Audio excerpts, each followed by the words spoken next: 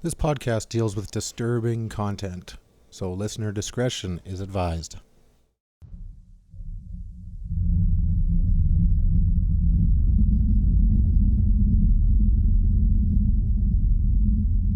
There are monsters who walk amongst us.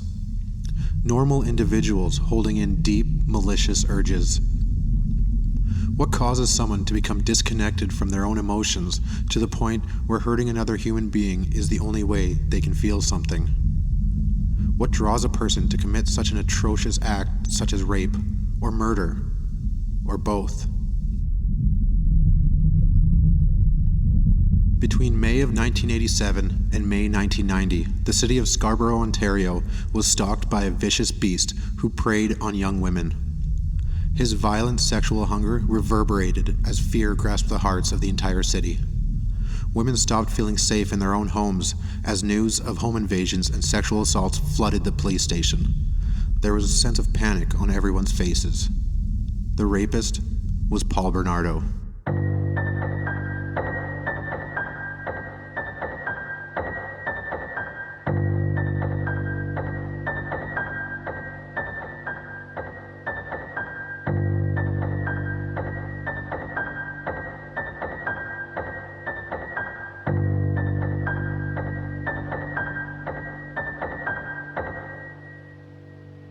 On December 23, 1990, Karla Homolka made a rum and eggnog drink for her 15-year-old sister, Tammy. Paul Bernardo, Karla's soon-to-be husband, sat and talked with Tammy. Karla hands the drink to her sister and sits down with them. They talk for a little while when Tammy starts to feel woozy. She loses consciousness. Tammy had been roofied by Karla, sprinkling her drink with halothane, an anesthetic agent she stole from the veterinary clinic she worked at. Paul had always been jealous that he wasn't the one to take Karla's virginity. To make it up to him, she offered Paul her sisters as a Christmas present. Paul and Karla undressed Tammy. Karla held a halothane-soaked cloth to her sister's nose and mouth to make sure she wouldn't wake up. With Tammy's parents sleeping upstairs, they videotaped themselves raping her. According to Bernardo, it wasn't long before Tammy began unconsciously throwing up. Paul and Karla attempted to save Tammy's life, but were unsuccessful. They called 911 and began cleaning up the horrible scene. They dressed Tammy back up and moved her into her bedroom. Tammy never regained consciousness. She died a few hours later at St. Catherine's General Hospital. This case is hard to make sense of. Let's find out how two seemingly normal people could commit such horrible things. So open your eyes and gaze into the abyss as we delve deeper into Canada's crawl space.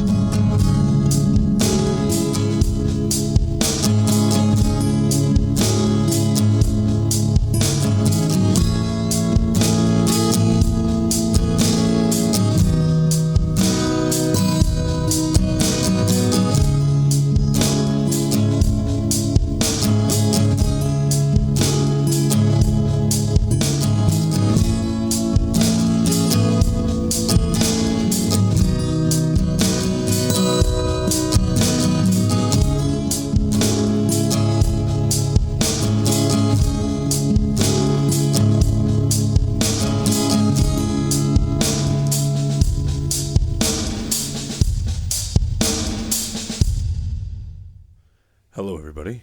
Hey, Hi. My name is Sean. I'm Corey today. I'm still Jesse. Oh wait, yeah, I should have switched with you, eh? Way to fuck it up, Corey. Hey. I went into Walmart the other day. Uh-oh. Again? You know, this time I wanted to see if they would recognize me, and nobody did, so Walmart doesn't give a shit about me. That's very surprising. They were busy. Lowered the self-esteem, or you know what? The Express was strictly used for Express on that day, and it was glorious. Good job, We went Walmart. right through. Thank you, Walmart. so maybe they heard. Maybe they did care about you. Walmart listened to the podcast. Mr. All of Walmart.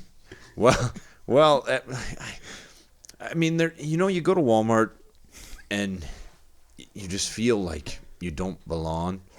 Like, and you feel like if you are shopping at Walmart, then you must be somebody who you don't think you are. Like, when you look in a mirror, you don't see yourself as a Walmart shopper, but... I'm not a person of Walmart. Yeah, and there is a distinct Walmart shopper. Oh, yeah. And you feel like you're not one of them, but you must be. Like We all are Walmart shoppers. One of us. One of us. Like, when you go to say you go to Co-op or you go to Safeway or you go to Save On Foods and you see somebody and you're like, wow, they probably meant to go to Walmart. Like, you know that person? like No. like when you walk in and you see him and they got a greasy mullet. Oh, gotcha. Oh, Like, I see what you're talking about now. Or they're riding a power scooter, but they're clearly not disabled. They'll like stand up to grab things and then sit back down, and you're like, yeah, fuck, like that's a Walmart shopper right there. Get out! And then when you go to Walmart, and then it's like, do other people look at you and they're like, fuck, that guy belongs here in Walmart. That guy looks like from all those memes. Like, do you ever feel that way? Like, do people look at me like a Walmart shopper? I'm going to think about it now. But I used to look at people like that, like you were saying. Yeah. Do you wear your pajamas to Walmart? No, but I mean, Well, is there then you're a something? step above then. Is there something about me that would like make That me think that somebody else would see him as a Walmart shopper. Like, Quote if they're unquote like- Walmart Well, shopper. that's what I'm saying. Like, Yeah. that's why I asked if he wore pajamas. If he wore pajamas, definitely looks If like a I Walmart look, shopper. if I look slightly like a Hutterite, does that like typecast me as a Walmart shopper? If they're like, wow, that guy must be a fucking Hutterite. I'm glad he's here at Walmart. Would that stand out, or is there like, yeah, you're right Where's about the his giant pajamas. van? Pajamas, sweat. When somebody wears their and we went when we were at Walmart. Right when we were walking in, somebody also walked in wearing their pajamas. So, Yeah, see? and so I feel like we're not a part of that, but I'm above that. but at the same time, just being there, we're contributing to that. Yeah, but it has what you want. It does, but why?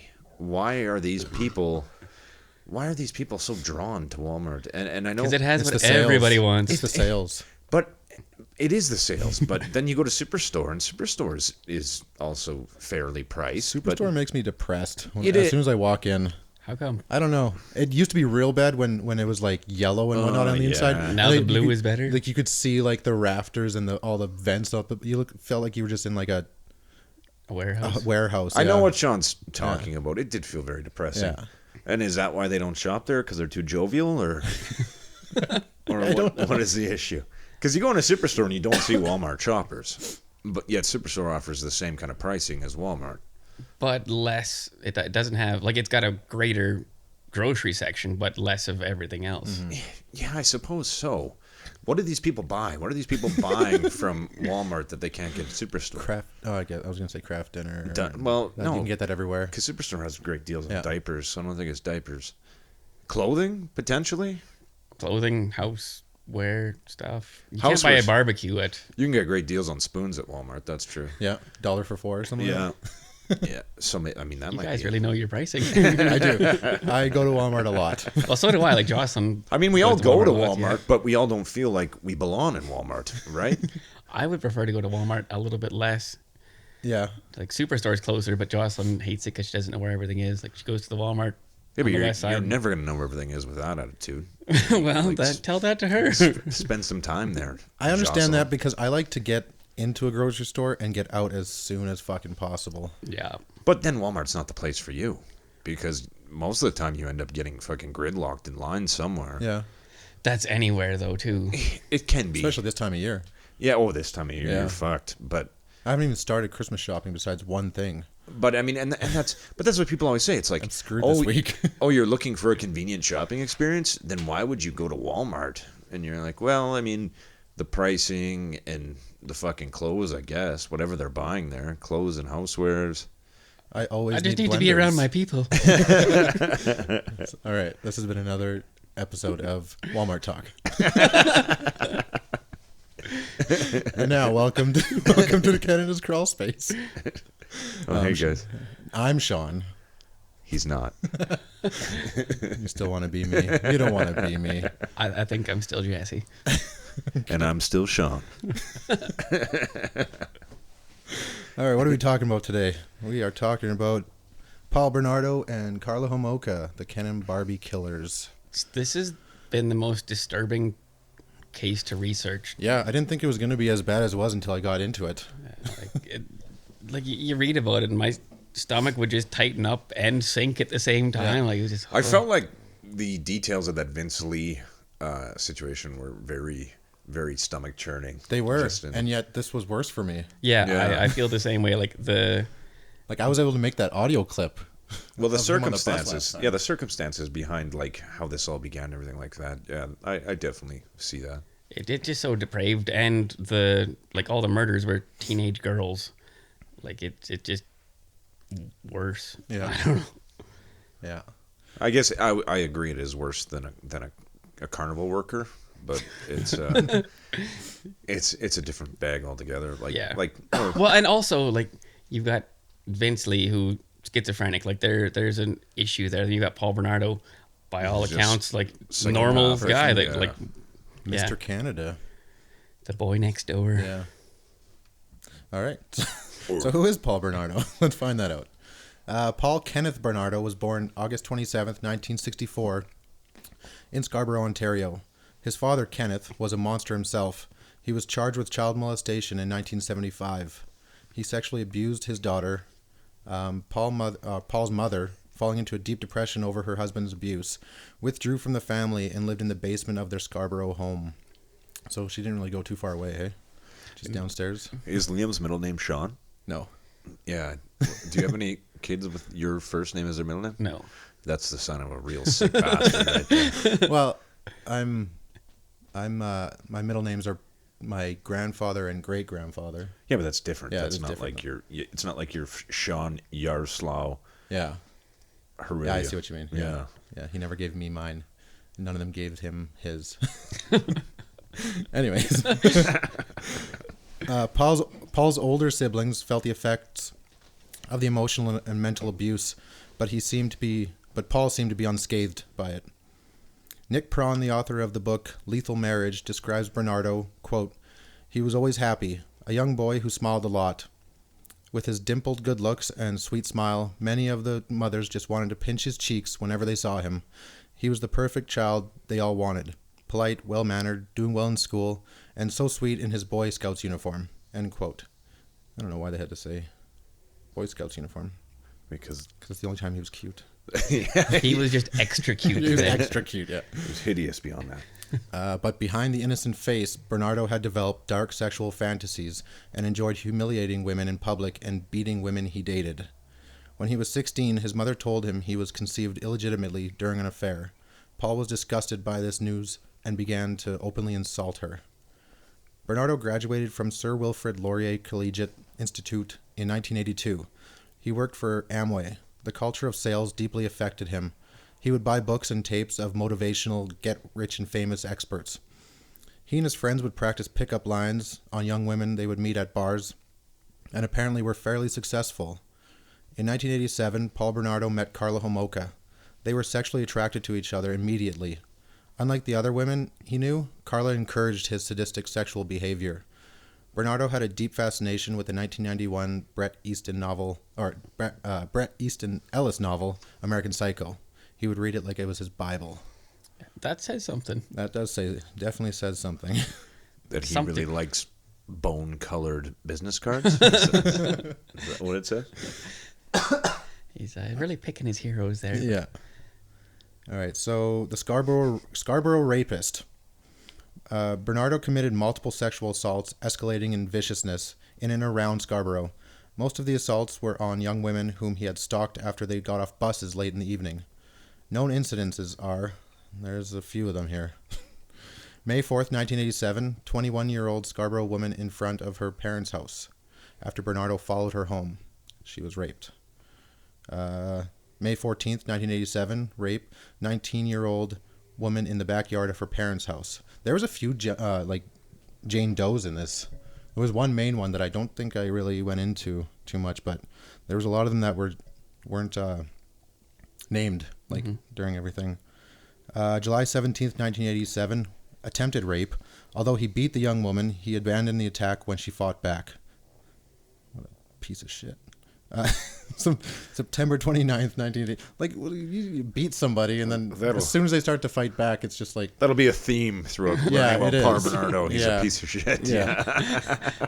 Get ready for us to hear that a lot. Yeah.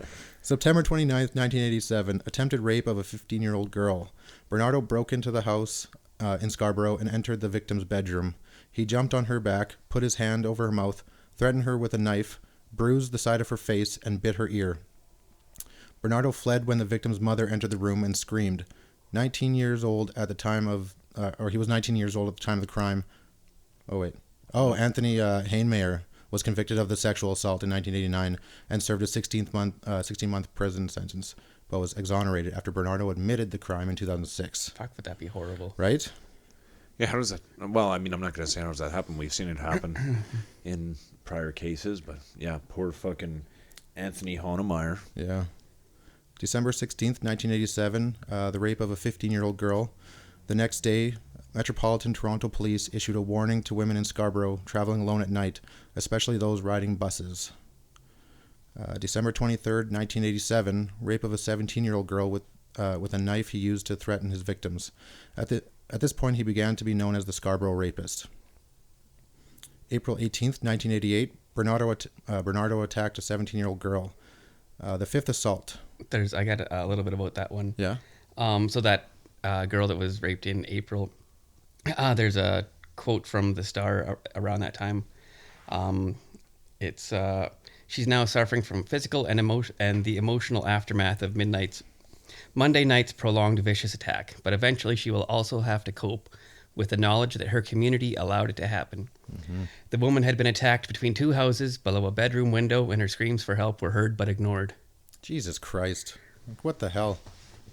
I actually just recently, like on Thursday I think it was, I was leaving my apartment or whatever, and I get outside and I'm in my car, and as I'm driving, because I'll drive up to the 7-Eleven right across the street and go there, I look up and there's this woman like banging on the window. So I stopped and I went in and she was gone. So I called the police because I could still hear screaming in one of the apartments up above. Yeah, something was going on here. Oh, wow. Called the police. They came and... That was in these apartments? Yeah. Oh, shit. Like my floor probably it came from. So down this hallway somewhere. Holy. So I have no clue what happened because the police never followed up with me or anything like that. But yeah. Wow. Like people just ignore shit usually. Yeah, generally. Yeah. If it doesn't affect them. Yeah. Well, I heard a thing back in the day. It was you don't... women are being assaulted, don't yell rape, yell fire, because people will come to a fire. Yeah, that's true. Which is pretty fucked. It's pretty fucked up, but... Okay. I don't know if that would still apply in this day and age, though. I hope not. Because, I mean, the culture has changed so much. Yeah, I hope we're getting better as a people. I mean, I definitely believe it back then because, I mean, rapes either went unreported or they were buried, right? But now everything is kind of coming to the surface. Yeah. All right, so May 25th, 1988, Bernardo was nearly caught by a uniformed Metro Toronto investigator staking out a bus shelter. Although the investigator noticed him hiding under a tree and pursued him on foot, he escaped. May 30th, 1988, rape of an 18-year-old woman in Mississauga, Ontario, about 40 kilometers southwest of Scarborough. October 4th, 1988, attempted rape in Scarborough. Although his intended victim fought him off, he inflicted 2 stab wounds to her thigh and buttock, which required 12 stitches. Another thing I found in regards to that, Bernardo used his own knife, but women were warned not to carry a weapon for their own protection because the rapist might use it against them. That seems sort of counterintuitive. Well, yeah. Just like, no, you have a knife so you can stab back. Yeah, I feel like if a woman brought out a knife, it would definitely make somebody second guess. Well, considering that he'd already run away, had fumbled the rapes at this point in time from people fighting back. Yeah. Like that. Do you think it would be? But also earlier in that year, this is from Constable Vic Clark from a June 1988 press conference. Don't expect people to watch out for you if you happen to come back at 1 a.m. in the morning off the bus. It would be nice to think that you could go anywhere like nowadays, but don't put yourself in a vulnerable position. So he's blaming the girls for riding the bus at 1 in the morning. Wow. Yeah. That is fucked up. November 16th, 1988, rape of an 18-year-old woman in the backyard of her parents' house. November 17th, 1988, Metro Police formed a task force to capture the Scarborough rapist. So it only took them like almost a year. A little bit better than the Vancouver police. Slightly. Slightly. December 27th, 1988, attempted rape with a neighbor chasing Bernardo off. June 20th, 1989, attempted rape. The young woman fought and her screams alerted neighbors. Bernardo fled with scratches on his face. August 15th, 1989, rape of a 22-year-old woman. Bernardo stalked her the previous night outside the window of her apartment and waited for her to arrive home. November 21st, 1989, rape of a 15-year-old woman Bernardo saw in a bus shelter. December 22nd, 1989, rape of a 19-year-old woman. May 26th, 1990, rape of a 19-year-old woman. His victim's vivid recollection of her attacker enabled police to create a computer composite portrait, which was released 2 days later by police and published in Toronto and area newspapers. In July 1990, 2 months after police received tips that Bernardo fit the Scarborough rapist composite, he was interviewed by 2 police detectives. So now we'll get into the investigation. And release. And release. And release. Is that where he submitted the DNA Yeah. as well? And Yeah. So from May to September 1990, police submitted more than 130 suspect samples for DNA testing when they received 2 reports that the person they were seeking was Bernardo. The first in June had been filed by a bank employee. The second was from Tina Smyrnis. Smyrnis? Smyrnis. Wife of one of the 3 Smyrnis brothers. I'm going to fuck that up every time. It's the sound. It's all those Smyrnis brothers who were among Bernardo's closest friends. Smyrnis told detectives that Bernardo had been called in on a previous rape investigation, once in December 1987, but he had never been interviewed. He frequently talked about his sex life to Smyrnis and said that he liked rough sex, anal sex, and analingus. So he was licking his rape victim's butthole? Is that what we're saying? I believe so. possibly, or having them lick his. I don't know, it seemed like a good time to escape when Yeah. you're licking a butthole. I don't think. Well, You just punch him in the I'll testicles. talk about it a little bit later, but there's the videos that go on between him and Karla Homolka. She licks his butthole. Yeah, oh, I'd imagine so, but it just seems like a very good position to like. Well, presumably he didn't do that during with the rape. Like analingus is hard to perform. Yeah. Rapey. It's hard to perform without the rape. This guy had a lot of Anyways. experience in rape So, here, Jesse. I I can don't imagine know. it must be worse. No, nobody else likes butt stuff? All right, then. Moving on. Yeah. Smyrnis's phrasing, awkward and stilted, left detectives uncertain whether to take her seriously. However, after cross-checking several files, they decided to interview Bernardo. The December 20th, 1990 interview lasted 35 minutes, and November 20th, 1990. What did I say? You said December. Did I? Okay, November 20th, 1990 interview lasted 35 minutes, and Bernardo voluntarily provided samples for forensic testing. When the detectives asked Bernardo why he thought he was being investigated for the rapes, he admitted that he resembled the composite. According to the detectives, he was far more credible than Smyrnis, who, with her awkward, strange way of speaking, might just be trying to collect the reward. Bernardo was released the next day. So that was Way to blame the victim there. That was fucking their police thought officer. process? Yeah. You know what? That girl that came in and said it was you, she was super fucking awkward. So you know what? You seem really nice Yeah, though. yeah, head out. Seemed head like a out. good guy. Jesus. So, then the schoolgirl killer happens, and that basically begins with Tammy Homolka being murdered. This is when Paul and Karla officially start, like, quote unquote, working together on all this stuff. So they videotaped everything that happened with Tammy, and they did many more. So I'm going to talk about some of the victims and what happened. So this could be one of those parts where listener discretion is really advised. Turn your volume down. Leslie Mahaffey. Early in the morning on June 15th, 1991, Bernardo detoured through Burlington which was halfway between Toronto and St. Catharines, to steal license plates and found Leslie Mahaffey. The 14-year-old had missed her curfew after attending a friend's wake and was locked out of her house. Bernardo left his car and approached Mahaffey, saying that he wanted to break into a neighbor's house. Unfazed, she asked if he had any cigarettes. What a weird exchange. Hey, I'm going to fucking break into that house right over there. You got any cigarettes? Got any smokes? When Bernardo led her to his car, he blindfolded her, forced her into the car, drove her to Port Dalhousie, and informed Homolka that they had a victim. It's like when forced her into the car. Is that like the trunk or? Must be the trunk or something like that. If he just blindfolds her and puts her in the passenger seat, that she could have done. Well, I don't know. I've never been in that situation, so yeah, I don't know how I would react. I feel like I would react like attacking. I feel like trunk would be the most obvious thing. She was also just a 14-year-old girl too, though. And that's true too. You know, much younger than what I'm trying to think of right now because I'm 31. So. Bernardo and Homolka videotaped themselves torturing and sexually abusing Mahaffey while they listened to Bob Marley and David Bowie. At one point, Bernardo said, "You're doing a good job, Leslie.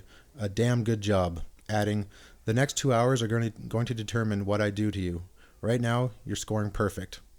On another segment of tape played at Bernardo's trial, the assault escalated.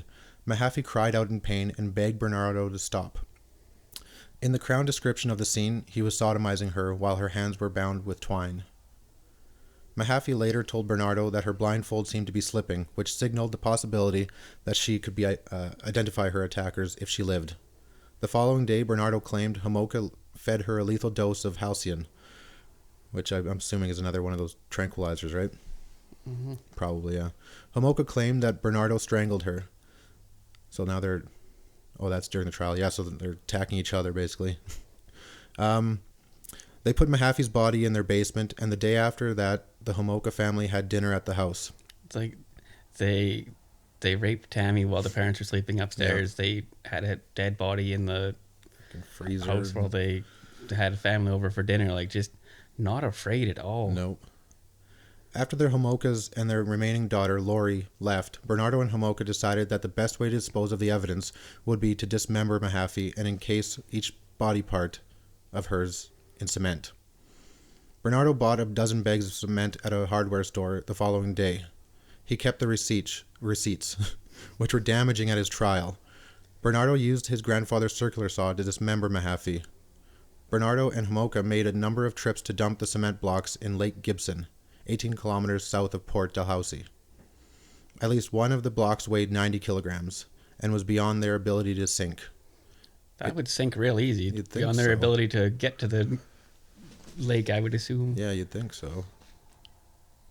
It lay near the shore where a father and son on a fishing expedition discovered it on June 29th, 1991. Mahaffey's orthodontic appliance was instrumental in identifying her. Homolka was released from prison on July 4th, 2005. Several days before, Bernardo was interviewed by police and his lawyer, Tony Bryant. Tony Bryant. According to Bryant, Bernardo said that he had always intended to free the girls he and Homolka kidnapped. However, when Mahaffey's blindfold fell off, allowing her to see Bernardo's face, Homolka was concerned that Mahaffey would identify Bernardo and report them to the police. Bernardo claimed that Homolka planned to murder Mahaffey by injecting an air bubble into her bloodstream, triggering an embolism. That is crazy. And yeah, with the body chopped up, you don't know exactly what they're like. The way they disposed of both bodies, you don't know who was really telling the truth. Exactly. Except the videos. The videos would have shown everything, wouldn't have? I think it's safe to say that Homolka was an equal participant, right? Yeah. I mean, there was no issue of her fearing Bernardo to the point. Like, I mean, if she called the cops, they would have been there, and he would have been arrested before he even had the opportunity to do anything. So, yeah. I mean, it's just a matter of like how, as we'll find out later, how her plea deal worked out before it came to light how complicit she was. Yeah, to it. and we will say that plea deal gets very interesting. Yeah, do you guys know a lot on that? Because I only put a bare minimum. Yeah, I know some things, and I'm sure Jesse does too. I knew it was like a main point, but Depending what you touch on. yeah. All right, so the next victim, Kristen French. During the after-school hours of April 16th, 1992, which was Holy Thursday that year, Bernardo and Homolka drove through St. Catharines to look for potential victims. Although students were still going home, the streets were generally empty. As they passed Holy Cross Secondary School, a Catholic high school in the city's north end, they spotted 15-year-old Kristen French walking briskly to her nearby home. They pulled into the parking lot of a nearby Grace Lutheran church, and Homolka got out of the car, map in hand, pretending to need assistance. When French looked at the map, Bernardo attacked from behind, brandishing a knife and forcing her into the front seat of their car. From the back seat, Homolka controlled the girl by pulling her hair. I got a little thing in my throat. French took the same route home every day, taking about 15 minutes to get home and care for her dog. Soon after she should have arrived, her parents became convinced that she met with foul play and notified police. Within 24 hours, the Niagara Regional Police Service assembled a team, searched French's route, and found several witnesses who had seen the abduction from different locations, giving police a fairly clear picture. French's shoe, recovered from the parking lot, underscored the seriousness of the abduction. So there were several witnesses that saw the abduction. And did from they say different anything angles. when it happened? And the police had to investigate the entire area before they found that out. Like, how did nobody call in that time frame? I don't know.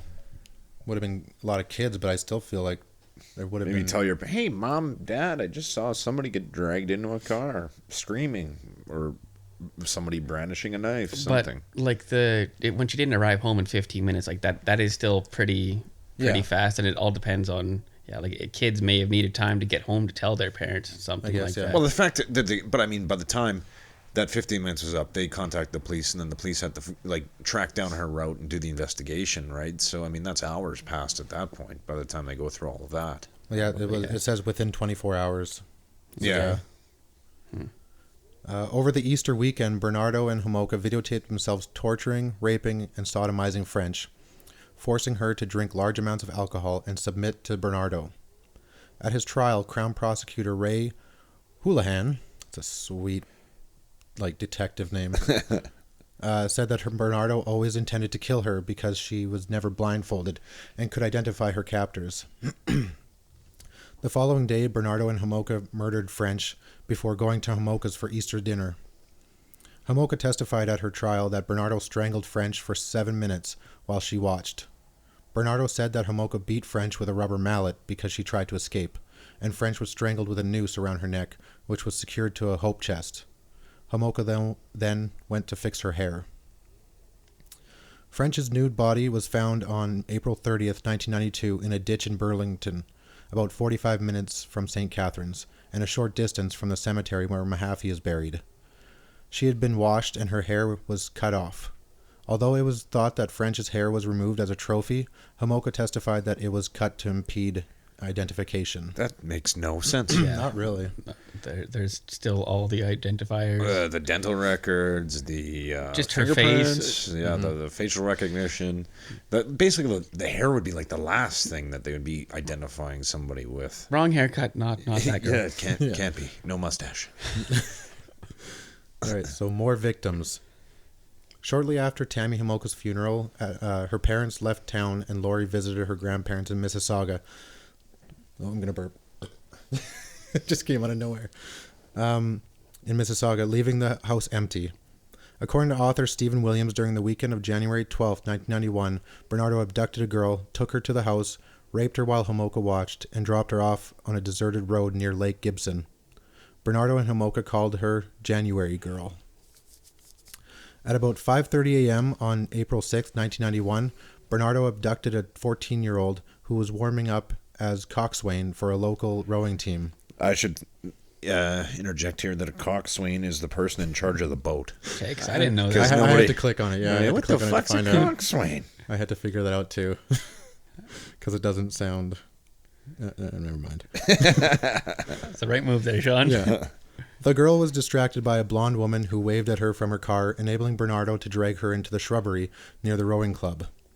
He sexually assaulted her and forced her to remove her clothes, and wait 5 minutes, during which he disappeared. Derek Finkel's 1997 book, No Claim to Mercy, presented evidence tying Bernardo to the murder of Elizabeth Bain, who disappeared on June 19, 1990, 3 weeks after the last known attack of the Scarborough rapist.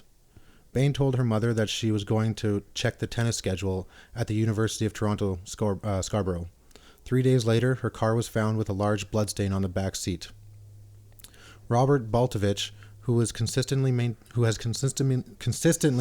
his innocence. It's the S's, I swear to God.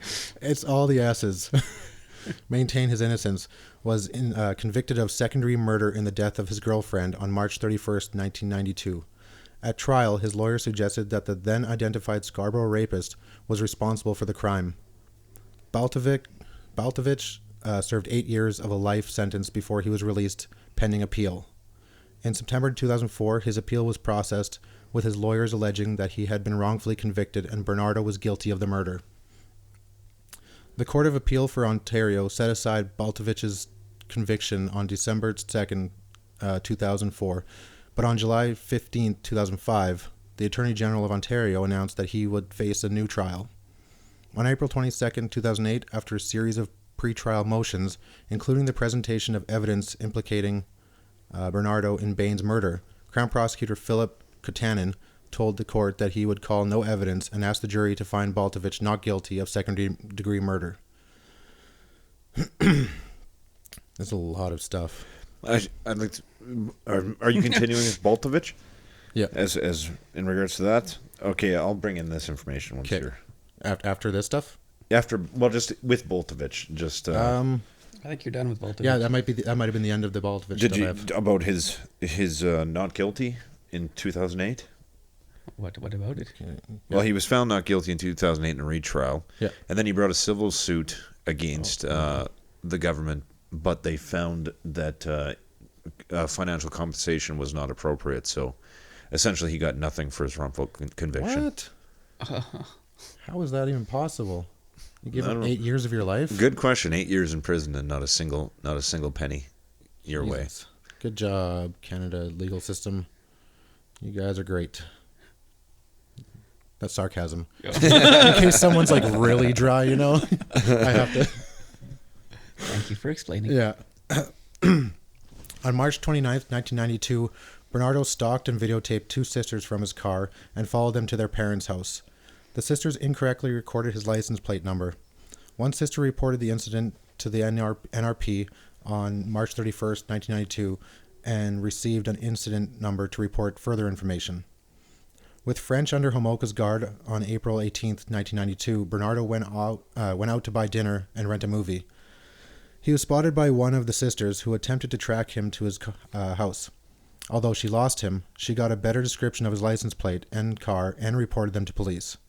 Her information was mishandled by police, falling into the black hole to which Judge Archie Campbell referred to the Campbell Report of 1996, which was an inquiry into police mishandling of evidence in the case. In 2006, Bernardo confessed to a 1987 assault of a 15-year-old girl. Another man, Anthony Hainmeyer, had been convicted of the assault and served a full sentence for it. On June 25th, 2008, the Court of Appeal for Ontario overturned the conviction and exonerated Hainmeyer. Which means nothing after serving a full sentence. Yeah, full sentence. We're sorry. Did we hear anything about him getting, money or anything from the government? With Anthony Hainmeyer, I would have to look into him. Yeah. I'm assuming if Robert got nothing after 8 years, we probably didn't see anything from Hainmeyer. Yeah. Just as a quick guess. I mean, I'll Okay, I'll keep going. yeah, I'll look so there's into not it. a bunch of downtime. All right, the investigation. Homolka and Bernardo were questioned by police several times in connection with the Scarborough rapist investigation, Tammy Homolka's death, and Bernardo's stalking of other women before the death of French. The officer filed a report, and on May 12, 1992, an NRP sergeant and constable briefly interviewed Bernardo. The officers decided that he was an unlikely suspect, although Bernardo admitted that he had been questioned in connection with the Scarborough rapes. 3 days later, the Green Ribbon Task Force was created to investigate the murders of Mahaffey and French. Bernardo and Homolka had applied to have their names legally changed to Teal, which Bernardo had taken from the serial killer in the 1988 film Criminal Law. That makes sense. Yeah, at the end of May, John Motile, an acquaintance of Smirnis and Bernardo, reported Bernardo as a possible murder suspect. Like, that is a huge tell, right? I'll step in here too with the Hanmeyer. Okay. He brought a $1.1 million civil suit against the government for or the police more so for damages suffered as a result. Yeah. But again, the courts made a decision not to compensate him. What the fuck? So essentially, with all the fuck ups they did through this, doesn't seem like they have to pay anybody. Jesus. So he's named himself after a fictional serial killer now. In December 1992, the Center of Forensic Sciences finally began testing DNA samples provided by Bernardo 2 years earlier. On December 27th, he severely beat Homolka on the limbs, head, and face with a flashlight. Wow. Claiming that she had been in an automobile accident, the severely bruised Homolka returned to work on January 4th, 1993. Her skeptical co-workers called her parents, and although they rescued her the following day by physically removing her from the house, Homolka went back in, frantically searching for something. Her parents took her to St. Catherine's General Hospital, where she gave a statement to the NRP that she was a battered spouse and filed charges against Bernardo. He was arrested and later released on his own recognizance. Yeah, there you go. Take care of yourself again. Fucking. So the arrest now. 26 months after Bernardo submitted a DNA sample, Toronto police were informed that it matched that of the Scarborough rapist and immediately placed him under 24-hour surveillance. Metro Toronto Sexual Assault Squad investigators interviewed Homolka on February 9th, 1993. Despite hearing their suspicions about Bernardo, Homolka focused on his abuse of her. Let me just say something here. So they linked his DNA with the Scarborough rapist, and they put him under surveillance Just to see if they could catch him raping somebody else. Yeah, I think they wanted they had their suspicions that he was the murderer too. I They wanted get to probably that, get those but as well. You bring him in and you interview him and you grill him, and then maybe he confesses. You don't fucking watch him and then hope you catch him In the act. Because they already have him tied to crimes already. Like, Yeah, I know. exactly. That's another stupid fucking And they had move. Homolka too, right at this point, or they could have went and got her because we'll find out how she flips real fast. Later that night, she told her aunt and uncle that Bernardo was the Scarborough rapist, that she and Bernardo were involved in the rape and murder of Mahaffey and French, and that the rapes were recorded on videotape. The NRP reopened its investigation of Tammy Homolka's death. 2 days later, Homolka met with Niagara Falls lawyer George Walker, who sought legal immunity from Houlihan in exchange for her cooperation. She was also placed under 24-hour surveillance. The couple's name change was approved on February 13th, 1993. The next day, Walker met with Crown Criminal Law Office Director Murray Siegel.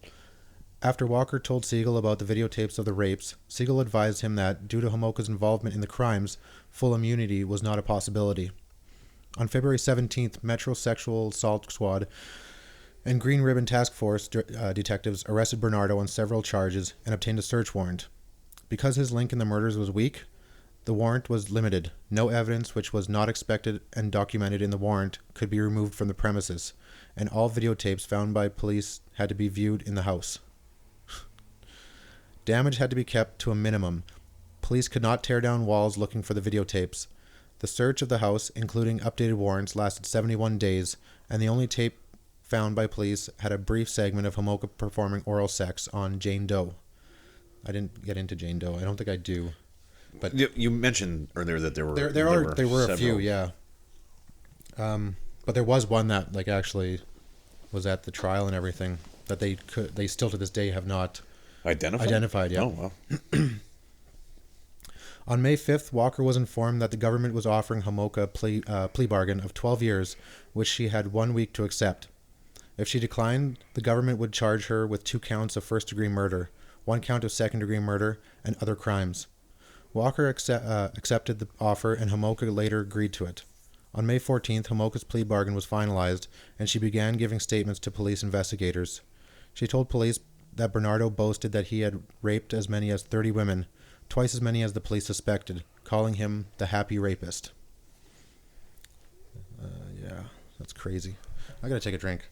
Somebody wants to talk? You take a goddamn drink. My mouth is dry. You've been talking a lot. You talk too much. You talk too much.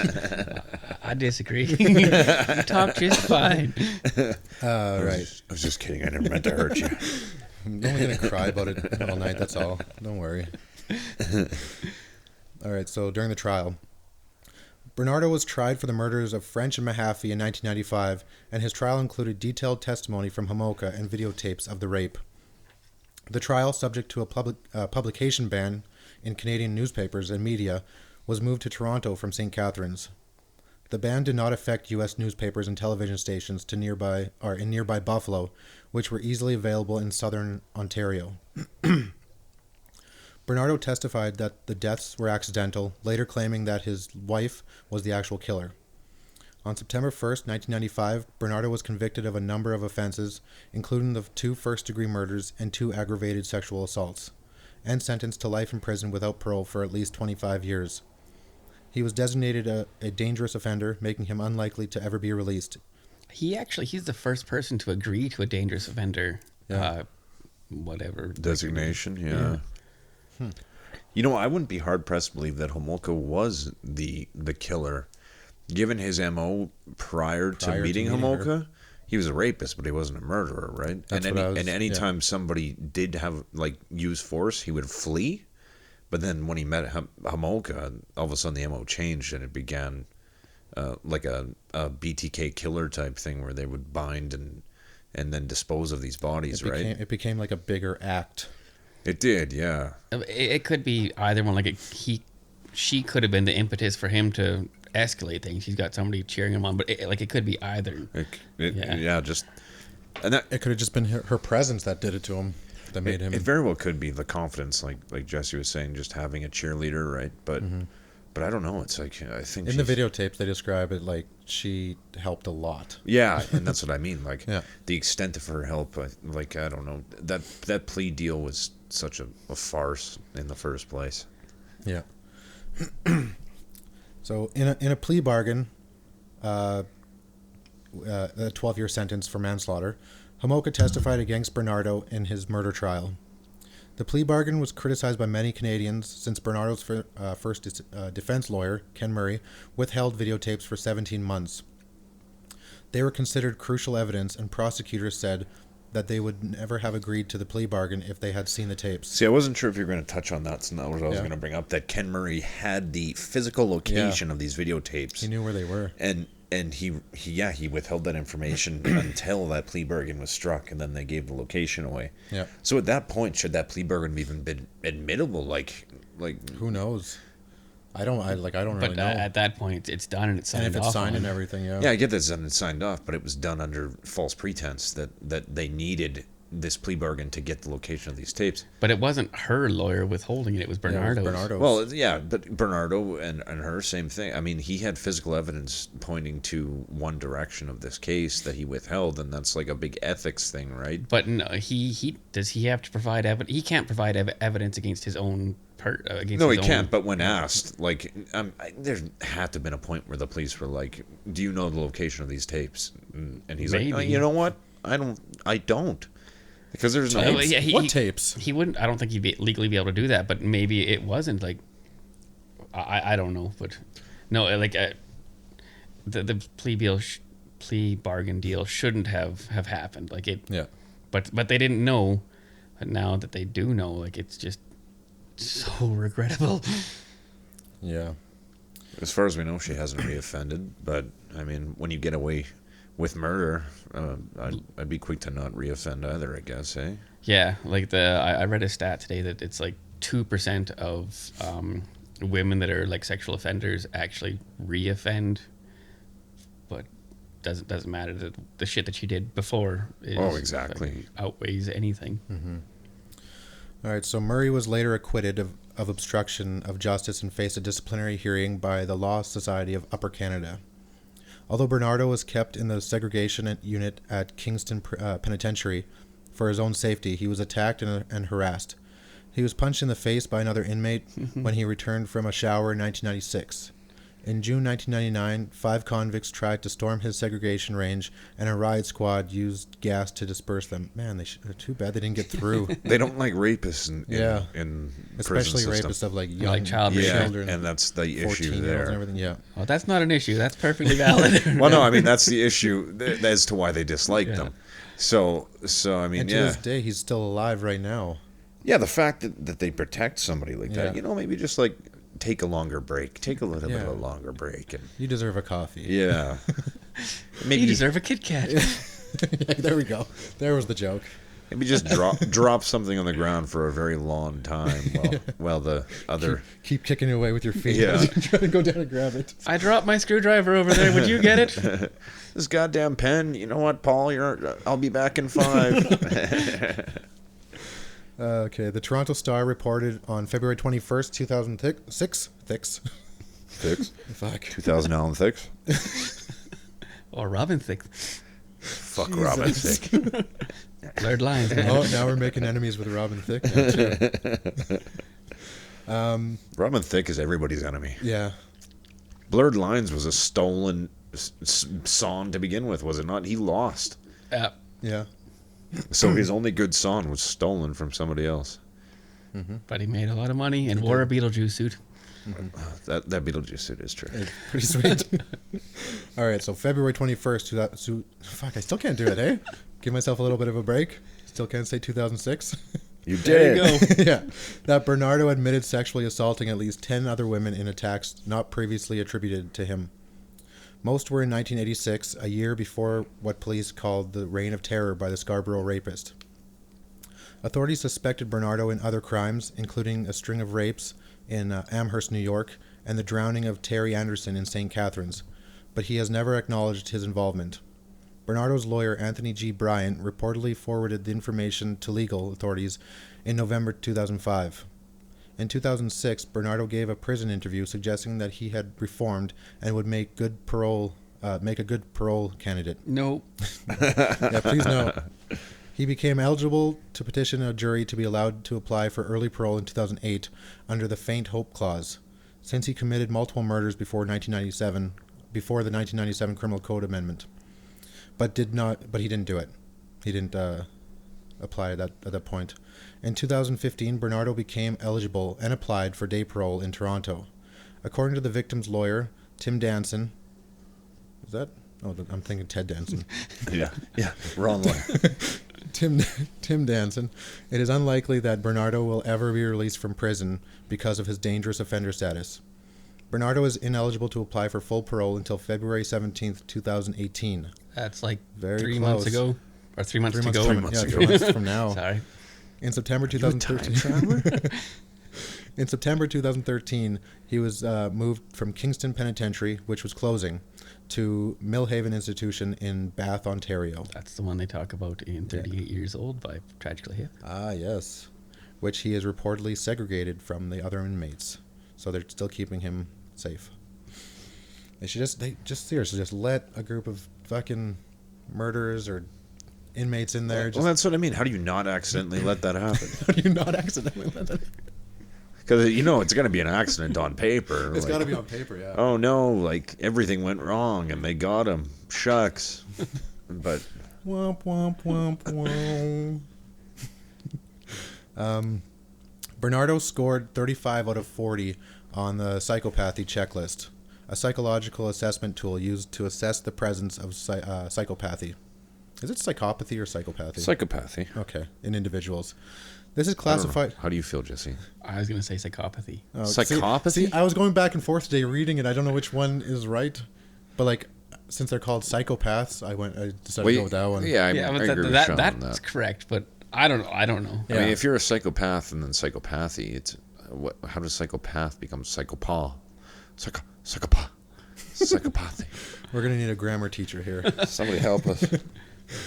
In November 2015, Bernardo self-published A Mad World Order, which was a violent, fictional 631-page 631 pages? ebook on Amazon. By November 15th, the book was reportedly an Amazon bestseller, but was quietly removed from the website due to public outcry. Him and Willie Picton imagine. should write a book together. Yeah, they should Oh, write a wouldn't book that be together. interesting? They could like send it back and forth since they allow this shit. Yeah, you can do whatever you want. All right, let's. Now I did a bunch of research on just fucking Karla too, so we'll go through some of the Karla Homolka stuff now. During the 1993 investigation, Homolka stated to investigators that Bernardo had abused her and that she had been an unwilling accomplice to the murders. As a result, she struck a deal with prosecutors for a reduced prison sentence of 12 years in exchange for a guilty plea of manslaughter. Homolka scored 5 out of 40 on the psychopathy checklist, in contrast to Bernardo's 35 out of 40. Videotapes of the crime surfaced after the plea bargain and demonstrated that she was a more active participant than she had claimed. Now let me just say something. Yeah. With that psychopathy or psychopathy, Psychopathy. with that checklist, like, do they just ask you questions? Do you know anything about the test? I don't know. I'd kind of like to. It's something we could probably find Yeah. for our next episode. Okay, We should all take it. Yeah, we should take it. Hold on, I'm gonna find it right now. Okay, I'll keep reading. The psychopathy checklist or the psychopathy checklist I deserve that. is a tool most commonly used to assess the presence of psychopathy in individuals. It is a 20-item inventory I feel like the A is supposed to be It's the O that of perceived like, personality traits and recorded behaviors intended to be completed on the basis of a semi-structured interview along with a review of collateral information such as official records. The PCL was originally developed. That doesn't fucking matter. We just want to know the usage. We should see if we can like go to the PlayStation and have them like assess us. Corey's not coming home after that. So I mean, this by the sound of things, it's like it's an interview process. Like they just go based off of your past actions and ask you random shit. It's a risk assessment tool that attempts to predict who will offend or re-offend. It has been touted as unparalleled in its ability in this regard, and there have been some positive studies, especially early on. However, several recent studies and very large-scale meta-analysis have cast serious doubt on whether it performs as well as other instruments, or better than chance, and to the extent that it does, whether this is largely due to its inclusion of past offending history. So essentially just a bunch of bullshit at that point. There's So it doesn't really matter. apparently Not they- recently. I apparently can they- see that. There's better ways of telling shit nowadays. Hey, do You want to kill shit? Yeah. Yes. Most people are just honest, so yeah. Yeah, like there's a lot of criticism regarding that test. Notable examples: Paul Bernardo and Karla Homolka were rated on the checklist. Bernardo scored 35 out of 40, Homolka 5 out of 40. Peter London 39 out of 40, Clifford Olson 38 out of 40, and Eileen Warros 32 out of 40. Oh, that's the one from that movie Monster, right? Oh, yeah. Eileen, yeah. Damn. All right, so They use that. They use that because that's a Eileen Warros. she's I the one wouldn't that even killed all the Yeah, John. I know she Yeah. from Monster, but Yeah. but I didn't know that they had used that test on her previously as well. Those were notable examples, I guess. Yeah. I'm sure they use it on many people. Yeah. So as a result of her being seen doing worse things on the videotapes than what she would she had already. She was a more active Yeah, when participant she's than she more had active. claimed. The deal that she had struck with prosecutors was dubbed in the Canadian press the deal with the devil. Public outrage about Homolka's plea deal continued until her high-profile release from prison in 2005. So here's some evidence during her stuff. Murray, one of sorry, Hey, shut up, you guys. we're just coughing. Murray, if I don't cough, it's gonna make my voice go real scratchy and it'll just come out as a burp or I'm something. going to like point out that psychopath test, if it's partly interview, then I mean the more psychopathic somebody is, and the more they're able to manipulate people, then it seems like the better you could score while being the most psychopathic. Like with Paul Bernardo scoring as high as he did, but what if Karla Homolka was just really fucking What if she- manipulative and smart? what if she just could and then It depends on what the Steer it. questions are. Like, yeah, I want to know the questions. that is something, Bill. We'll look into that for future reference. All right. So Murray, one of the defense attorneys, said the videotapes showed Homolka sexually assaulting 4 female victims, having sex with a female prostitute in Atlantic City, and at another point, drugging an unconscious victim. During the summer of 1994, Murray had become concerned about serious ethical problems that had arisen in connection with the tapes and his continued representation of Bernardo. He consulted his own lawyer, Austin Cooper, who asked the Law Society of Upper Canada's Professional Conduct Committee for advice. Anybody else hear those like loud squeaks? I heard a squeak. Okay, good. It's not from the computer then. Maybe it's haunted. The Law Society directed Murray in writing to seal the tapes in a package and turn them over to the judge presiding at Bernardo's trial. The Law Society further directed him to remove himself as Bernardo's counsel and to tell Bernardo that he had been instructed to do what he had been instructed to do. Murray said in a statement released through Cooper in September 1995. That's what he said. I always assumed that as a lawyer, you would be your own lawyer. I hadn't assumed that a lawyer would have a lawyer. But that's just like a therapist having a therapist. I suppose, but as a lawyer, you have all the knowledge to represent yourself in that point. So, But it might be easier to have somebody working on it. it just And you seems working on it too. Seems like a big waste of fucking money. It's like a I'm not a good enough lawyer, apparently. yeah. It's like I'm a doctor, damn it. Now let me go see my doctor. Wonder what my doctor thinks about this. Well, but that's the thing. Maybe like he's a criminal lawyer and his other lawyer is a more legalities lawyer. I don't know. I feel like you learn it all to some extent in school. It just seems like very poor choice of money allocation. I feel like most people that what's it called? Do it themselves. Represent themselves usually fail. Yeah, but he's a fucking lawyer. It's like some. But maybe he's still working on his other cases as well. I guess, but I mean, like hiring a lawyer to work there's on a difference yours. between like some dude who finished grade 6 and got caught doing something and representing himself. I didn't do it. Yeah, prove I did it. And then a lawyer representing himself. It's like, okay, I don't know. It's just odd to me.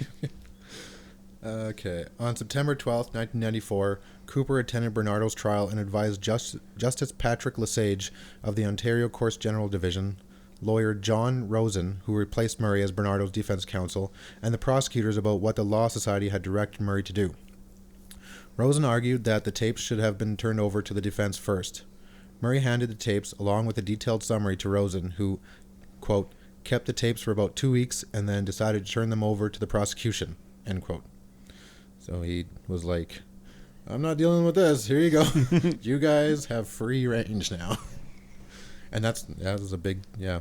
The revelation that a key piece of evidence had been kept from police for so long created a furor, especially when the public realized that Homolka had been Bernardo's willing accomplice. The tapes were not allowed to be shown to the spectators. Only the audio portion was available to them. Moreover, Bernardo has always claimed that while he raped and tortured Leslie Mahaffey and Kristen French, it was Homolka who actually killed them.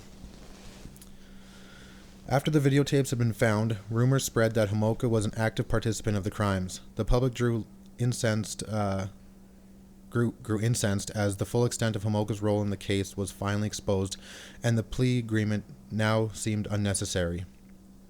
However, as was provided in the plea bargain, Homolka had already disclosed sufficient information to the police, and the Crown found no grounds to break the agreement and reopen the case.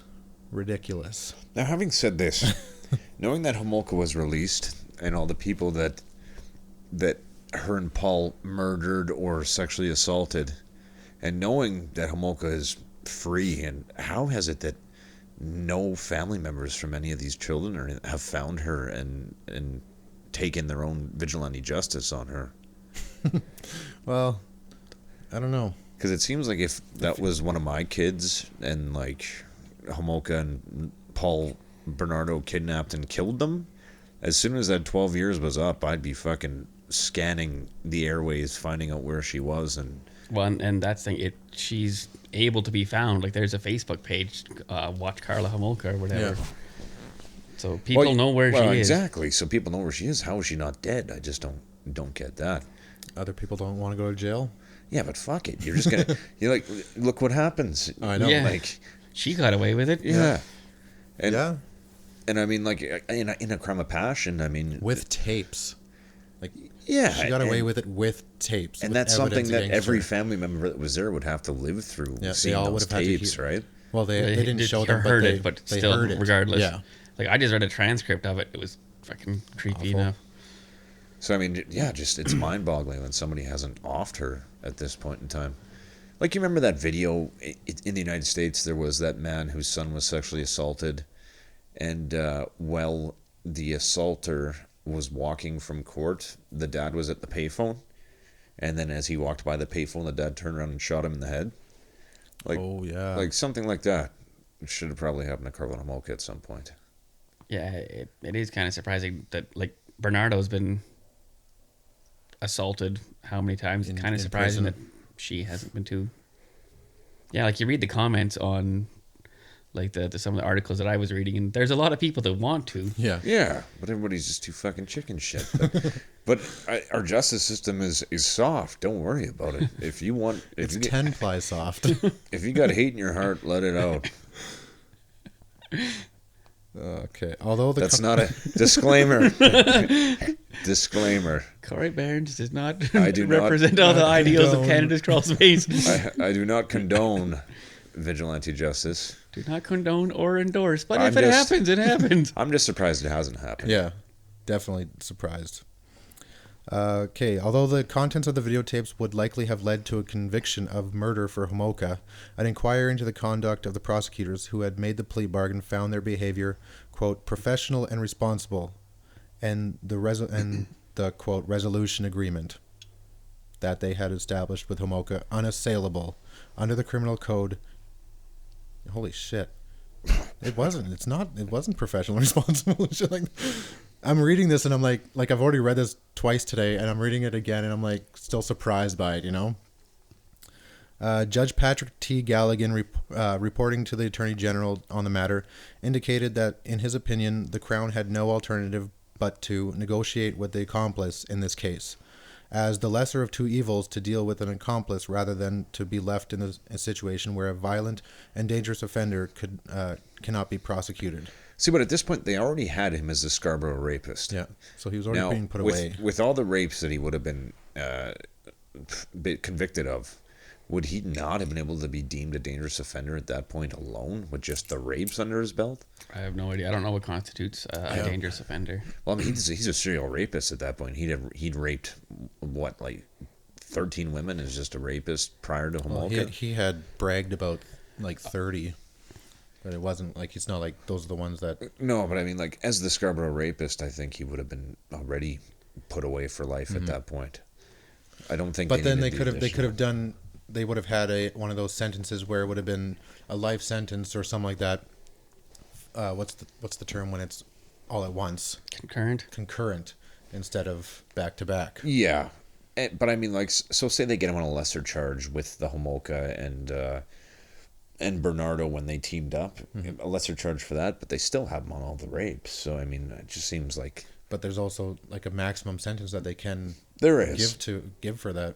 But I mean, I don't know, like that lesser of two evil things doesn't really work when they're both. Oh, I know. Equal amounts of evil. I'm totally on your side with that too. Yeah. Since all the evidence was right there in the tapes. You should have gone for both. Like, go for the throat on both of them, Yeah. or just don't do anything at all. Just fucking don't get out of bed. But that's the thing. Just don't get Before out of they had the bed. tapes, they didn't know that Homolka was. They didn't, because she was Yeah. playing the victim, right? Yeah. And she was Yeah. like, "Oh no, he." But and then when they got the tapes, they're like, "Holy fuck, she's completely evil." But I mean, like, they probably should have held those a little bit longer. And that Ken Murray something far worse should happen to him, withholding what essentially changed the entire course of an investigation. I mean, like, something definitely should have happened there after. Then after that evidence was released, the Crown found that there was no reason to withdraw the plea bargain, even though that changed everything. Yeah, but under the criminal code, they couldn't. I know. though. It's just so ridiculous that was the way it was set up, where you had to go through with it because it changed the entire fucking Yeah, case. well, exactly. Like, she got less than half of what her sentence should have been. Oh yes.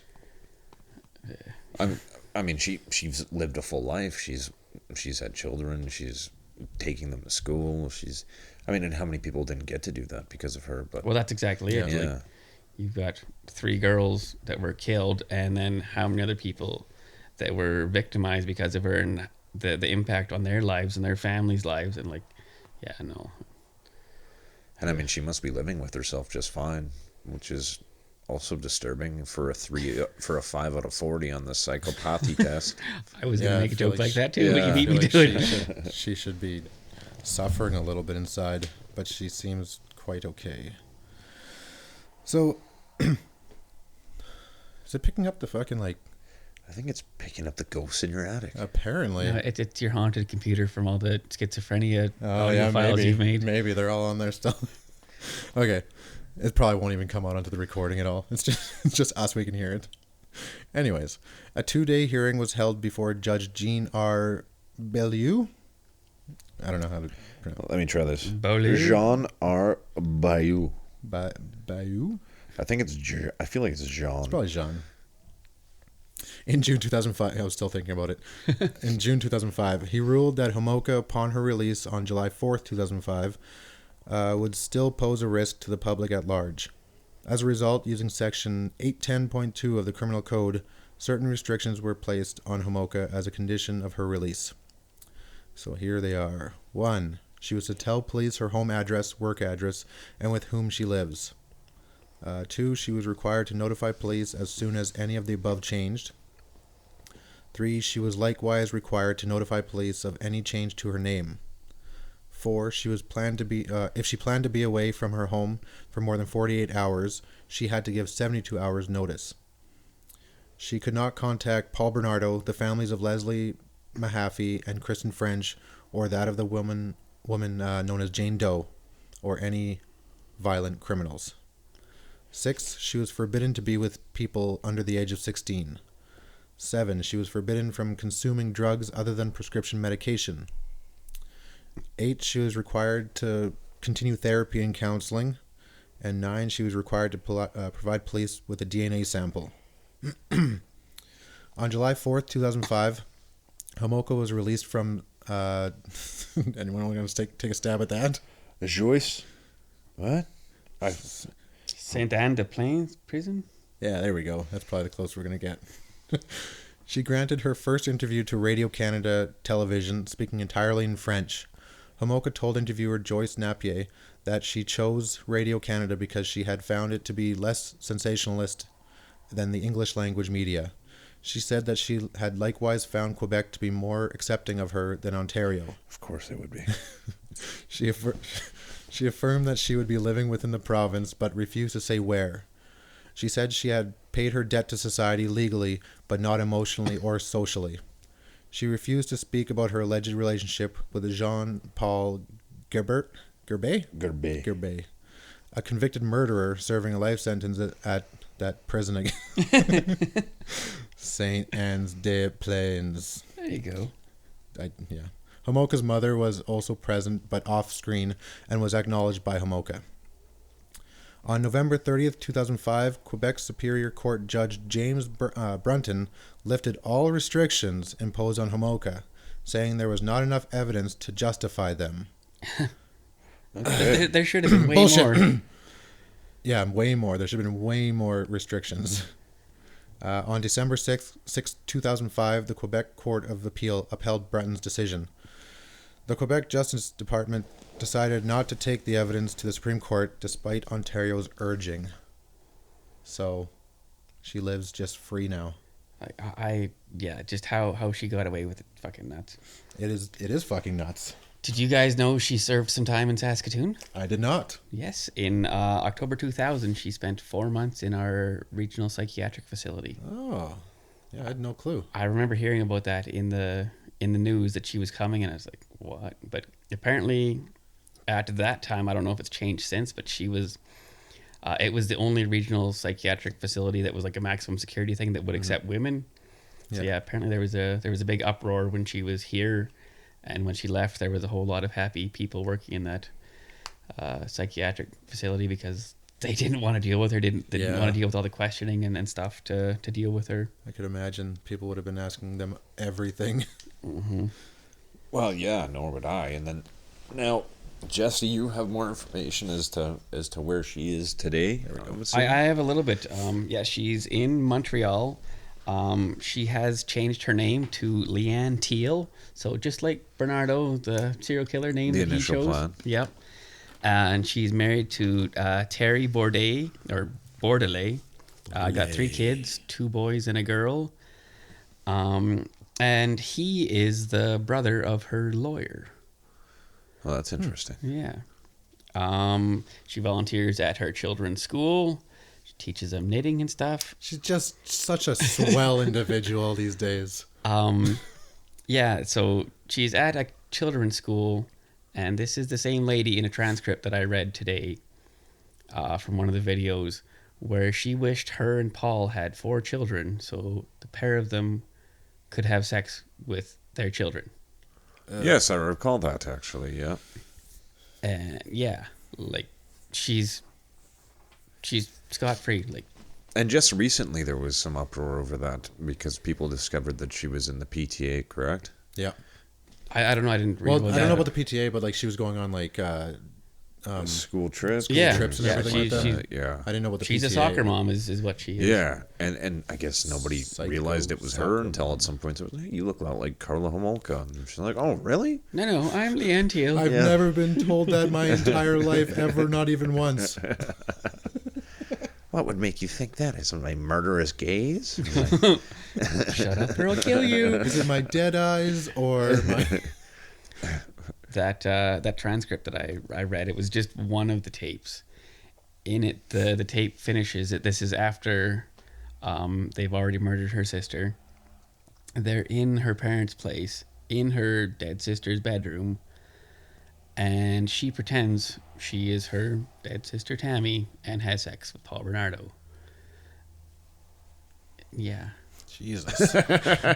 Is it going to get darker than that? I don't know if it can. If Paul Bernardo gets out next, like in February, like I don't. I can't It imagine won't him getting happen. out. No, But but just the fact that they gave him the possibility of parole is fucked up. and each year he gets to apply for parole. Yeah. And each year the families are going to have to go and say no, that he doesn't deserve parole. So each year they have to go through it messes with again. their life too. Still to this day, they don't get to ever even try to move on because they're still going to be doing that shit. I mean, I'm sure they move on the outside, but on the inside, having to do that shit all the time. Well, yeah, and it's also the issue of, again, the dangerous offender designation where he's essentially agreed to be locked up for life. I mean, parole hearings at that point are pointless anyways. You would think so. It's just a chance to re-victimize a little bit more. Yeah. So you might notice I only had the one audio clip. You lazy. No, it's a lot of the news stuff that I was gonna cut up and do and like It's try quite to put together. quite dark in it's- audio. Not just that, it's like they were so long and like people should just go on YouTube and look the news clips up themselves because it would take hours for me to use Edit fucking everything. GarageBand to do that stuff and recreating a rape scene. Probably I decided to vote against that. Didn't ask anybody else, but You made the right vote. Yeah. Sean, how do you feel about this? I disagree. Good idea, Sean. and yet like I said, like last time I could make a video not a video, an audio clip of a fucking baby being shot. I could do the Vince Lee one with the bus beheading, but there's so much. I don't know. There was just so much Just with darker this one. but just because of the premeditation involved Yeah. too, right? Yeah. And Well, and the familial bond, like offering up and Yeah, like killing her sister, essentially. yeah. Well, that's what she did. Yeah. Yeah. I mean, just the fact that the others were psychotic. Yeah. And they had mental disease, mental illness, Mental I guess. illnesses, But this one was just like straight up insane, straight up dark, evil, twisted, where everything. It wasn't a sporadic, like random thing. Yeah. It was premeditated and just thought out and then done videotaped over and again. everything. Yeah. Jesus. Yeah, and like it was videotaped. I mean, with conscious knowledge of everything that they were doing, right? And And wanted to save it. that's slightly darker than the others in that sense. And also, we've already been going for an hour 20, and it's like it would have been even longer than that if I had more clips and stuff. Hopefully, you're driving somewhere pretty far. Or listening to it at work like I do. Listen Yeah. to podcasts all day at work. Yeah, I mean, when I get the opportunity to have my headphones in. Do you guys listen to any true crime podcasts besides? No. Maybe just listen to part of these ones. I don't really listen to the podcast, but I watch Rob Dyke on YouTube. Oh, yeah. And he's got a lot of true crime stuff. There's a couple that are really good. I've been wanting to recommend them to people for a while. There's one called True Crime Garage. Just couple buddies sitting around, kind of like we are, drinking beer, but they get people to send them money. It's I like that. It's a beer fund, so it's their Patreon. And it's like here's a recommendation of a beer that you should buy, and here's the money for it, kind of thing. That's what people do for them. If anybody kinda wants cool. to send in any money and recommendations, have we hit the 100-person like on our Facebook? We were at I think we're at 99. 99. I went on last I checked. an inviting spree I after know. our last I one. noticed that. I threw very out some much noticed that. to go down my whole list. It'll take 2 hours, and I'll eventually do that. But we are sitting at 99 currently. 99 people. So smash that like button. You could be the lucky winner of doing some sort of audio file with Sean. Oh yeah, Audio file with Sean. right. And that'll be fun. That'll be fun. And What we haven't discussed what we're going to tackle next. This was the Christmas special. This might be the last. Yeah, basically this is the Christmas special because Tammy was raped and murdered on December 23rd. Virginity was a Christmas present to him. I suppose if the Christmas music at the beginning didn't give that away. Yeah. Right? Yeah. This was indeed the Christmas special. Jesus, I'll throw some jingle bells in there somewhere, just to lighten the mood on this one. Could just You be. can kind of tell that we're all kind of drained from it. There's so much information there. It's a very heavy case, and it was one of our biggest criminal cases, countrywide. Yeah. In terms of just sheer repulsion. Yeah, it's definitely a And good it one was- for the last one for the year because I don't think we're gonna get another one out before the end. Also, when it happened, all of take a us little bit of were a break. old enough to be cognizant of it. Yeah, and we knew No. it was 1993. Yeah, I mean, Ninja Turtles was out. We were fucking. Oh, I know. I wasn't that into the case. No, when but it got you to the knew about it. 2000s and stuff like that. When I got into the stuff of the 2000s. I do Where- remember yeah. But that's news what, blurbs. that's what I mean. It was something that you weren't watching the news, but you still knew about it. Oh, exactly. Yeah. You It still was- heard about it, and it people was- still that's the kind of case that it was. Yeah, it was huge at that point in time, and still there's still news that comes out about Karla Homolka and Paul Bernardo all the time. It's like our Manson essentially in terms of infamy. Yeah. He was actually there was 2 years ago. He had a lady propose to him. They were gonna get married, and then her family said they were they smartened her up a little bit. Yeah. I Do you remember know that. what he did? But yeah, she had Paul's girl tattooed on her ankle or whatever. Yeah. Okay, what is that? What is that attraction that some people have with people in prison? I actually was gonna print that out. I looked up Yeah? that stuff, but I didn't. So I'll have to get back to you later about What- that. what- We'll do you guys touch think on it that is? subject. I think it's fame more than anything. Yeah? It's they actually talked about it may be like an evolutionary thing. They're attracted to the killers because they can protect. They're like the alpha male and they can protect you because they'll kill anybody who's gonna hurt you. Well, I suppose with the less identifiable ones, but with these big cases where women step forward and they're saying, "Oh, we're going to get married" and everything like that, and then they come into the public spotlight and they mean something for a little while, which I think matters to them. Could be Well, part of that it's a too. notoriety Yeah. thing partially as well, yeah. But yeah, there's a psychological term for serial killer groupies. But it's such a weird thought to have because I mean, Gross.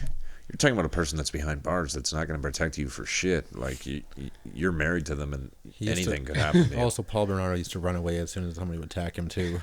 Yeah, which is, I mean, it could have very He's easily pretty, though. escalated. He's a pretty boy. Yeah, Actually, definitely. that actually brings up something I was going to discuss and forgot about. When this whole trial thing was going on, there was a picture of him on McLean's magazine, and so my aunt, she's got a little boy and a little girl at that point. They were like 5 and 7 or whatever. And there's Paul Bernardo, and there was somebody else on a magazine or a coffee table that didn't look nearly as pretty. And so she went to her kid. She's like, which one's the good guy and which one's the bad guy? And they both pointed it to Bernardo as the good guy because he's such a good looking guy. And she's like, nope, this guy's the monster. And she used that as a teaching lesson. That helps. And they're Pretty good, yeah. and similar to Ted Bundy, right? And being a charming, normal person that you would never suspect as a serial killer. So Wasn't he also the one that, like, later on when he kept on doing it, when he was like, he escaped a couple times or something like that, tried doing it, and like, he was actually just gross looking after a while, and some women were like, no, this is probably something bad. Like, finally, like after years or with whatever. Ted Bundy, I think he finally just kind of like got tired of winning. Maybe, or else he just, yeah. I don't know. It's been a long time since I've paid attention to him. Yeah, he did, because I mean they weren't doing a very good job of catching him at any given time, because he was completely random, right? So he's like, I gotta help him out. There was no rhyme or reason to what he was doing, and there was no pattern. It was like here, there. It just they could not catch him. But he blamed pornography when they finally did. Yeah, I remember that. So that was a slippery slope for him. I feel like that's a cop out. Well, of course, obviously. It's like blaming video games for the Columbine shooting. Yeah, or Marilyn Manson's music. They didn't even listen to Manson, though. I know, that's fucking. Speaking of Columbine shooting, I finally saw the full video just recently, and it's quite interesting. Those kids were pretty messed up, but they it was more like they weren't aiming for numbers. They weren't trying to take out as many kids as it's like they were trying to strike as much terror into individuals as they could. Like, they were letting so many kids escape, but then they just target on one and make them piss their pants and like tell them they were gonna live and then kill them. Like, it was like that. And then at the end, they just both sat down on the floor, counted to 3, and then blew their brains out. It was pretty. It was something else. Damn. That's another one where you kind of remember where you were when you heard about it. Because that was the first like big massacre, like especially as a school thing. Yeah. Well, I mean, we did have the what was it, the L'Ecole? The Polytech. Yeah. But that was a secondary school, and Yeah. This was the high school. No, and this was the United States, but in Canada, Yeah. in Montreal, we had that school, right, with the women. Yeah, but that was a secondary school. Yeah, though. yeah. No, this was a high school. Yeah, and as far as high school shootings go, I think that was the first big mass shooting in high school. It was the very first one where there was news coverage as it was going on. There wasn't one like that before. There had been mass shootings all over the place in the States, but because students were calling to like the police, or they're calling their parents, and they're calling news places while they're hiding inside. Yeah, technology allowed. And like fucking the media wasn't like, you got to get out of there. They were like, how do you feel right now? Well, there was a 911 responder on the phone scary the entire shit. time, Yeah. talking to one of them about because they dialed 911 and like kept the phone on. Yeah. Really? And then while they performed these acts, so the operator is trying to talk to him the entire time they're performing these, and then they have tapped into these video feeds. They can see the entire video feed too at the school, right? So they just followed these kids around as they did their shit. And it was pretty insane. Wow. If you haven't seen the full video yet, it's something else. All right, so that's for next week. Well, that won't be. That's, No, I know. That's, But I mean, like, you can watch it. oh, for next talking week. about it. Yeah. Speaking of the next one, what we talked about was Clifford Olson, or what was? Yeah, where's he from? Because this one was Ontario. Try not to keep like too many in the same spot every week, and I know we did like 2 in Saskatchewan back to back, pretty much. Let me just check with Clifford Olson real And quick. BC. Or, you know what, for the new year. Yeah, because we probably won't get together till after the New Year. I kind of want to take a little bit of a break for Christmas. That's impossible. Plus, the next weekend that we would get together would be New Year's Eve. Olson is from Vancouver. Oh, okay. So that would work. BC. I know we've done one in BC already, but Well, we have, but I mean, second episode. we're going to have to find the Newfie killer at some point, Yeah, I guess. eventually. Yeah. All right, well, is that it then? I suppose that's it until the new year. All right. Happy New Year. Yeah, Merry Christmas, Happy Holidays, all that stuff. Kwanzaa, Hanukkah. Just be good to each other. Don't kill anybody. And if you're a Jehovah's Witness, I'm sorry that you can't celebrate any holidays. You're probably not listening to this because you suck.